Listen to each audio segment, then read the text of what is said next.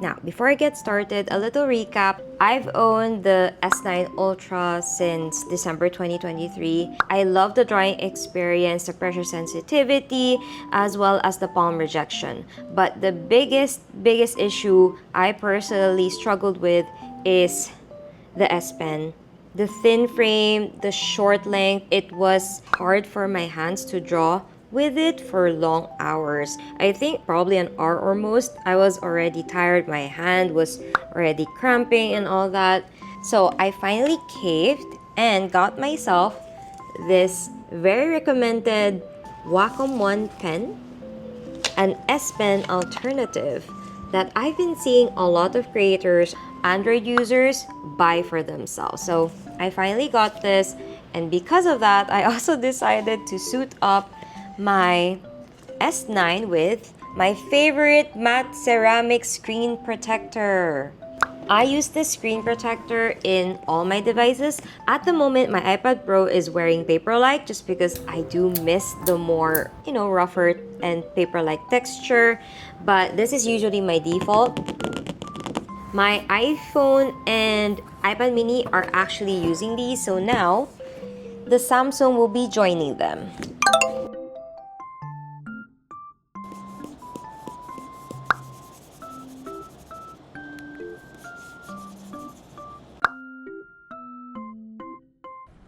Okay, so I'll only be focusing on animating with the Android, but for creating the emote, just to make it fast, I'm gonna be doing it already on the iPad because the bases are already there. And speaking of bases, that's where we're gonna start making the emote because I created my own emote base pack, one for static emotes and one for animated emotes. The animated emotes base pack have the parts separated into their own groups for easy customization, as well as the sequencing of each part for easier keyframe animation. I'll be animating the Pat emote base because it's the winner in the poll that I made on my community post. Now, when I start off with sketching, what I do is create a layer, fill it with white, and then lower the opacity so that I can put my sketch on top of everything else and then eventually separate them on their own specific groups. Remember that you don't always have to follow the base to a T. You can still change it into your own art style, into your own chibi style, and the only reason for these bases is a guide in terms of the layering and placement that I would do the animation on. Remember that you can create more dynamic animations when you separate more parts from each other.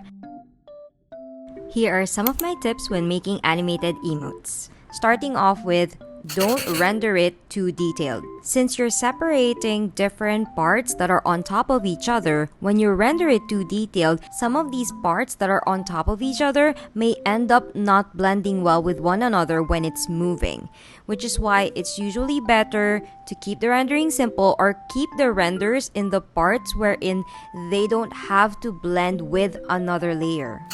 Second tip, when drawing animated emotes, make sure that you view them at a smaller scale so you can use the navigation or even the reference panel that is found in Procreate that I'm using here.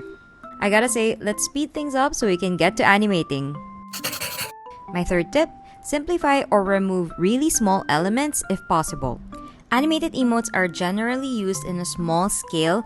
The biggest is 112 pixels. As for Discord animated emotes, it's 128 pixels. Regarding small details, you can of course keep the ones that are very essential of your character, such as beauty marks. But for example, like with clothes or other details, like if you think about it, Genshin characters, like those level of detail, if you can simplify them, then please do, so that it'll lessen the work on you when it comes to drawing them and you can start animating them. And the last tip, specifically for animating, make sure that you only use 60 frames because that is the maximum limit for Twitch animated emotes. My personal preference with FPS or frames per second, which is the animation speed, is 20 to 24.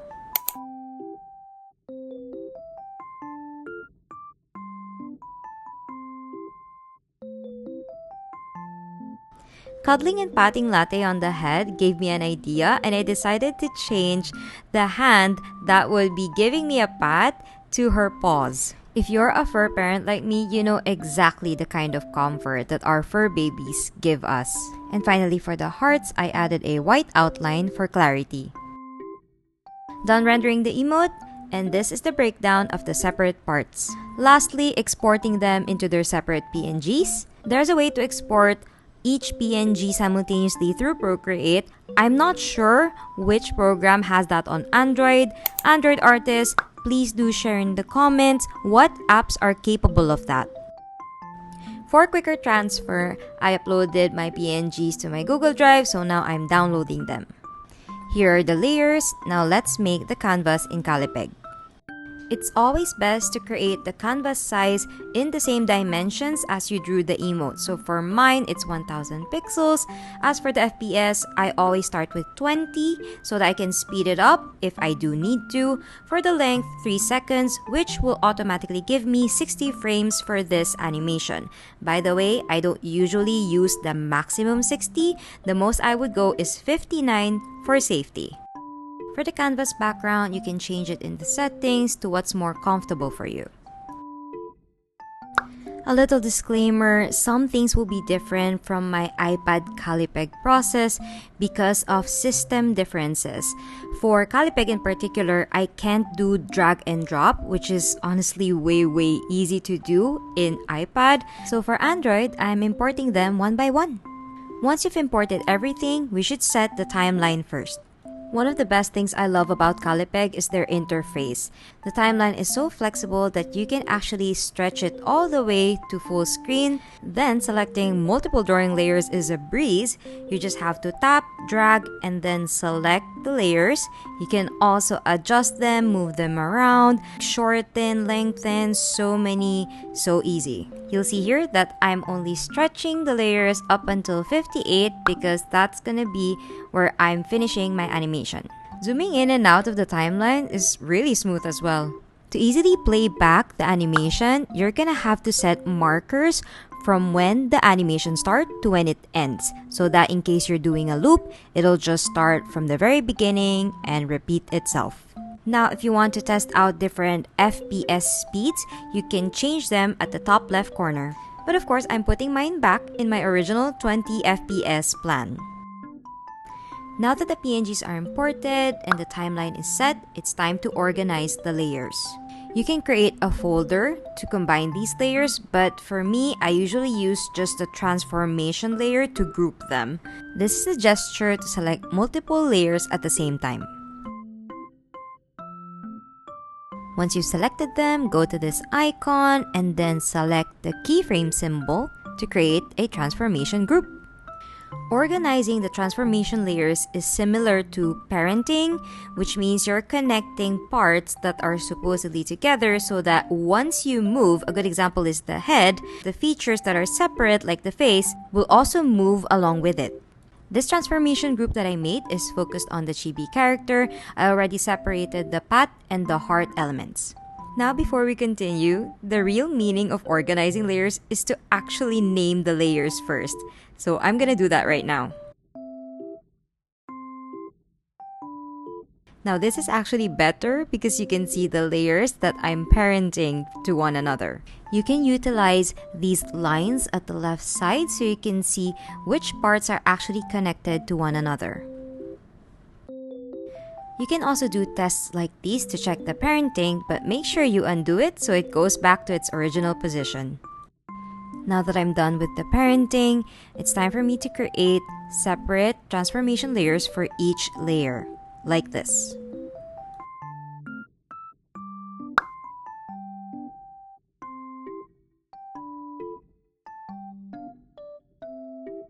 So you'll see that I'm checking the grouping here, just in case I missed something again.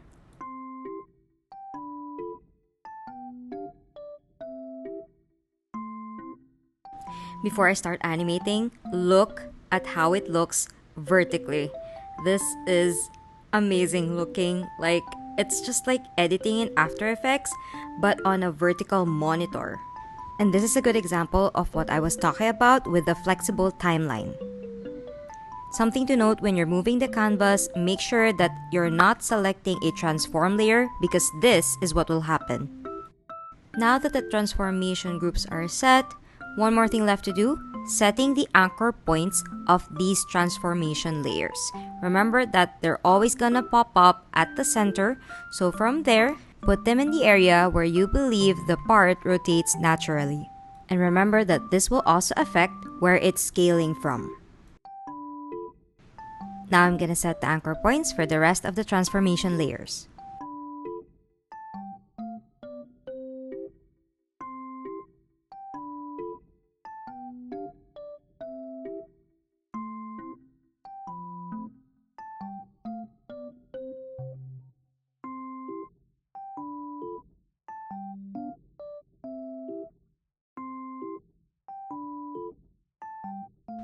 Remember that you can still adjust the placement of your layers here. So for this one, I decided to move it a little bit in front by checking the flip version. Now when I start animating, I go with action to reaction.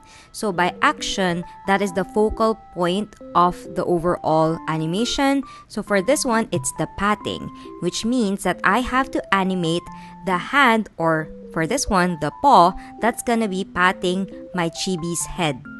And then use the timing of the movement from that action to the reaction of the character. Now I'm opening the pat transformation layer. This is where we create all our keyframes and then possibly even make some of them curves to give them some smoother animation. For the paw animation, I'm going to be using all transformations, position, scale, and rotation. As this will be a looping animated emote, the first and last keyframes will be the same. The same pen gesture can be applied to selecting drawing layers to multiple keyframes. On the iPad, when you select multiple keyframes, as they allow touch gesture at the same time as the Apple Pencil, you're able to move the keyframes up and down by just holding your fingers on the screen. But that's not the case for Android, which is why the best way for you to move keyframes and not change their parameters is to copy, paste, and delete. Right here, I'm moving the position of the paw from left to right, and then some scale keyframes for the stretch and squash effect.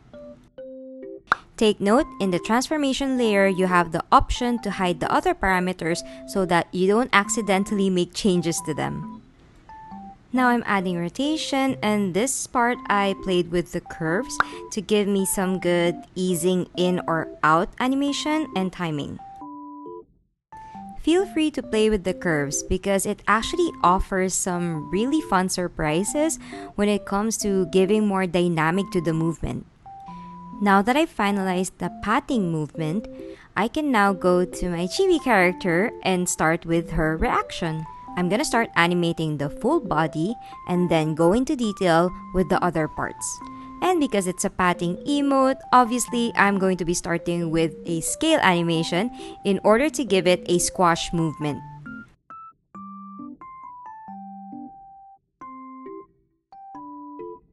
It's too slow, so I'm moving the keyframes closer together.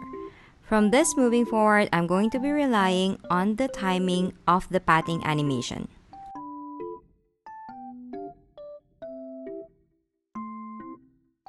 One of the benefits of hiding the other parameters is that you'll actually be able to see in the keyframes that you selected how big the movement changes are.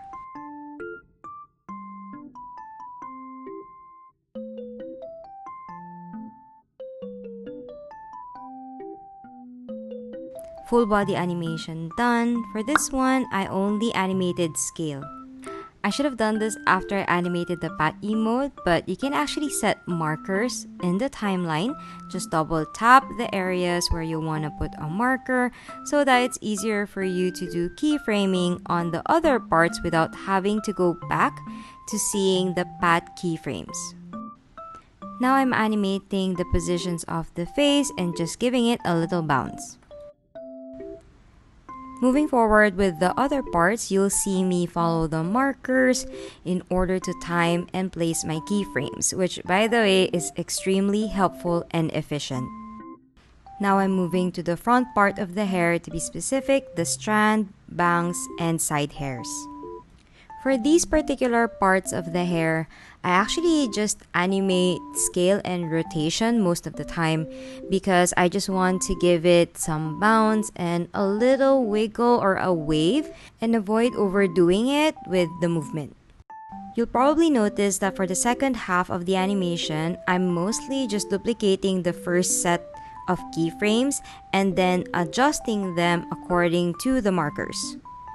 Regarding my use of curves, this gives me more parameters without necessarily adding new keyframes at the sides, because as you can see, the bent parts of the curved keyframes actually changes the parameters and makes the speed either slower or faster moving. Now I'm animating the side hair, and the same goes scale and rotation. In case you're wondering why I keep deleting and copy-pasting keyframes, I just want to remind you that this is the only way for me to move keyframes without changing their parameters. Now regarding how curves works, this is a good example. Let's zoom in. You'll see that as I move the timeline in the curved areas, the parameters are actually changing. Now I'm going to continue adding more keyframes to the rest of the markers.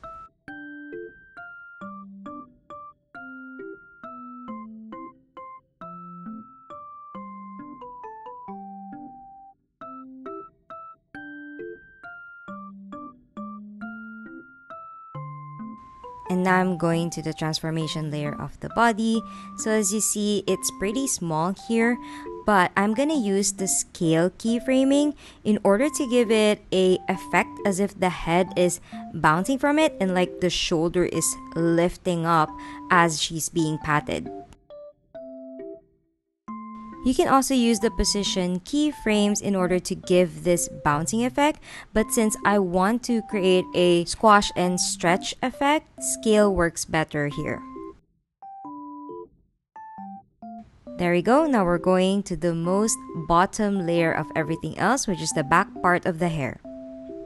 For this part of the hair, I'm going full parameters, not just scale and rotation, but position as well. Because as you can see here, since there will be a head tilt, so it would be good that the moment when the head, or rather the face, is leaning lower, the back part of the hair is seen more or goes up. So that's the effect that I'm going for here. As for the rotation, it'll be subtle as I just want to add a little movement of sway for the hair.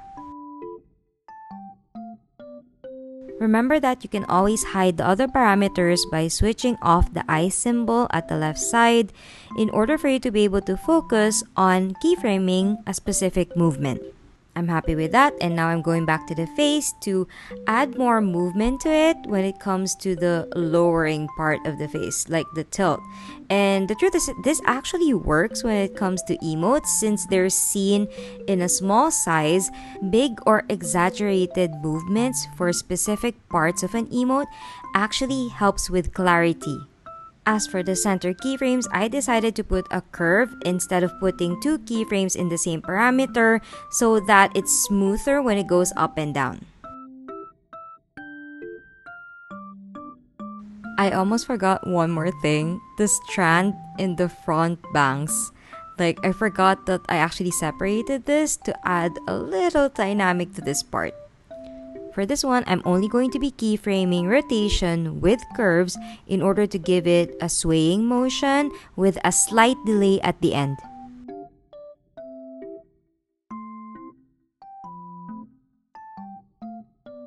The pat animation is officially done, but let's not forget we got some cute hearts here, and I do want to create an animation of it popping out of the character. And the keyframing for that would be to start with a scale of 0, and then for the second part, when it appears, you make sure that you put a curve and it needs to be above the parameter so that it actually increases and then decreases the size. Of course, I gotta apply that effect to the second heart, and the fastest way to do that is to duplicate the transformation layer. And that is this icon with the diamond, the other one with the multiple layers. That is for you to duplicate not just the transformation layer, but everything else within it as a group. The duplicate layer usually appears above, so I have to make sure that I put that inside, as well as the layer with the heart, and set the anchor point. Something to note, when you're pasting keyframes, you can't do it on an empty transformation layer. You have to put any single one so that you can activate the keyframe menu, which is the one that I've been tapping so much. With regards to adjusting the drawing layer, it's really simple. You only have to tap or even tap drag to be able to do it to multiple drawing layers. So this is really one of the things that I love about Callipeg too. And yes, one more thing, just because I couldn't help it, I decided to put an additional wiggle to the hearts. For this one in particular, I'm actually just gonna copy paste and then make slight changes to the direction of the other heart so that it doesn't completely look like a duplicate.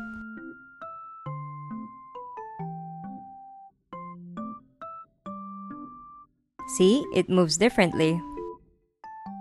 And one last thing, I decided to put a rotation to the scale when the heart pops out, just so that it has this like direction where it's coming from and not just popping out in the middle.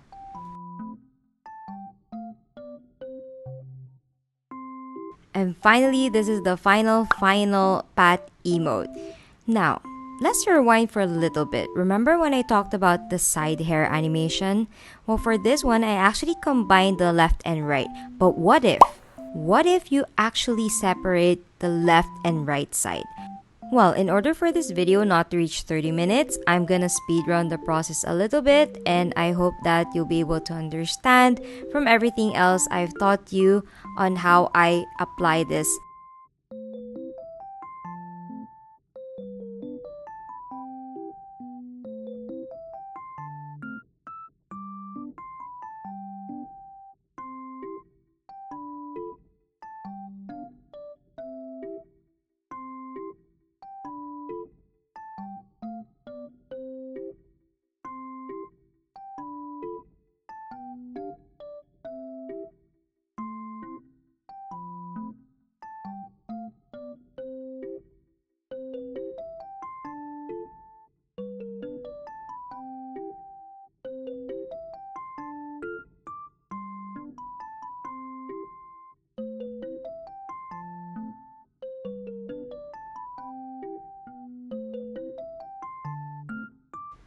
I love how the side hair effect actually moves simultaneously, but at the same time, they're also moving independently with the waves that they create from going in the face and then outside.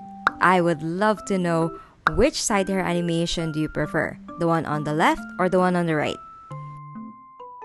And now for the real finale of making animated emotes, exporting as a GIF. Currently, Callipeg is already working on exporting transparent GIFs for their next update. So for now, here's a hack that I came up with so that you're able to export your emotes into transparent GIFs. So for this one, just export the frames as PNGs. Put them in a folder that's easier for you to compile them, because for me, I'm going to be creating a separate folder for all of them just for organization purposes. And remember that they need to be sequenced when you combine them all together in the website that I'm gonna show you next. Now go to this website and then choose the files with the frames and make sure that they're in alphabetical order, because they need to be sequenced, or else when we upload them and they're not arranged accordingly, the sequence of the animation will be a mess. This takes a while, and then here they all are.